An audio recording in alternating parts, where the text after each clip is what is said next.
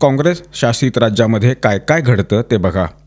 बंगळुरू येथील परपन्ना अग्रहारा केंद्रीय कारागृहात बंद असलेला ISIशी संबंधित दहशतवादी जुहाब हमीद शकील याचा एक व्हिडिओ समोर आला आहे आणि या व्हिडिओमध्ये तो स्मार्टफोन वापरत असताना दिसतोय. त्याला तुरुंगातील हाय सिक्युरिटी ब्लॉकमध्ये ठेवण्यात आले तरीसुद्धा तो निर्धास्तपणे फोन वापरताना दिसतो.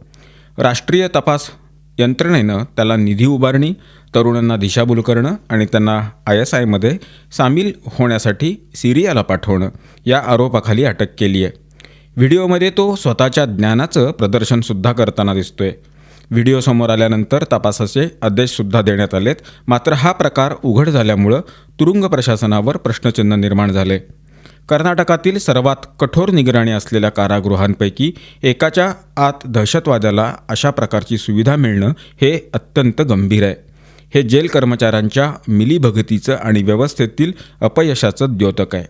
सोशल मीडियावर व्हिडिओ समोर आल्यानंतर लोक विचारत आहेत की कैद्यांना देण्यात आलेल्या कारागृह नियमांपेक्षा जास्त सुविधा कशा दिल्या जात आहेत.